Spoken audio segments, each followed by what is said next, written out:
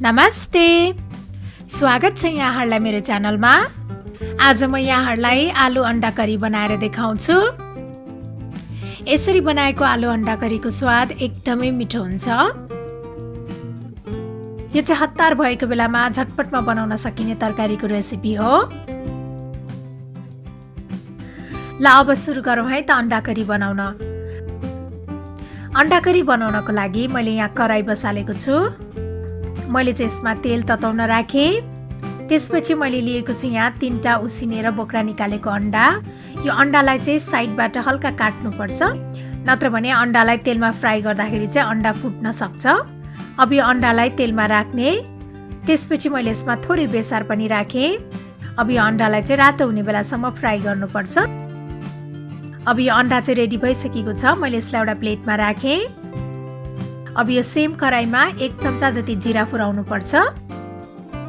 त्यस्तै मैले यो 2टा तेजपत्ता पनि फुराएँ। अब यसमा प्याज राखेर प्याजलाई चाहिँ हल्का रातो हुने बेलासम्म भुट्नुपर्छ। प्याज यतिको भएपछि मैले यसमा हरियो खुर्सानी पनि राखेँ।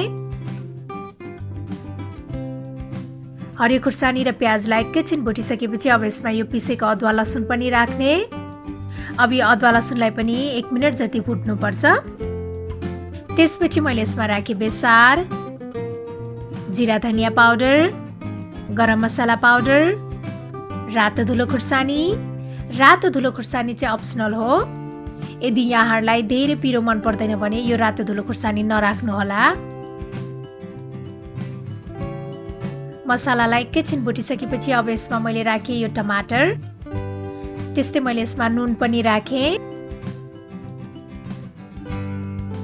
अब यो टमाटरलाई चाहिँ राम्रोसँग पकाउनु पर्छ।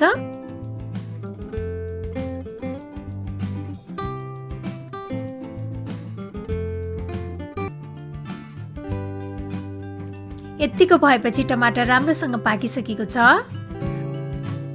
त्यसपछि मैले लिएको छु उसिनेको आलु। आलुको चाहिँ बोक्रा निकालेर मैले यसरी काटेर लिएको छु। अब यो आलुलाई मसलासँगै अर्को 2 मिनेट जति पकाउनु पर्छ। त्यस्तै मैले यो अन्डा पनि राखेँ। सबैलाई एकैछिन भुटिसकेपछि अब यसमा मैले 2 कप जति पानी राखेँ। पानी चाहिँ यहाँहरूलाई कतिको झोल मन पर्छ त्यही अनुसार राख्नुहोला। त्यस्तै मैले यसमा यो हरियो धनिया पनि राखेँ।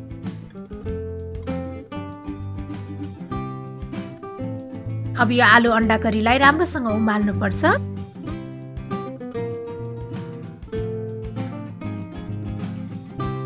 अब यसलाई एकैछिन उमालिसकेपछि मैले यसमा मसिनो पारेर काटेको हरियो प्याज पनि राखेँ। आलु अन्डा करीमा चाहिँ अन्तिममा हरियो प्याज राख्यो भने आलु अन्डा करीको स्वाद एकदमै मिठो हुन्छ।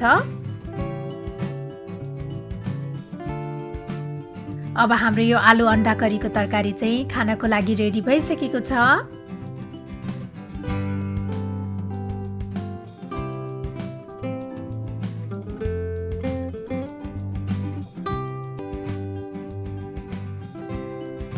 यो आलु अन्डा करीको तरकारीलाई तातो भातसँग खाँदाखेरि एकदमै मिठो हुन्छ। मलाई आशा छ यहाँहरूलाई यो आलु अन्डा करीको रेसिपी पक्कै पनि मन पर्यो होला। र मेरो अरू यस्तै रेसिपीहरूको लागि प्लिज मेरो च्यानललाई सब्स्क्राइब गरिदिनु होला।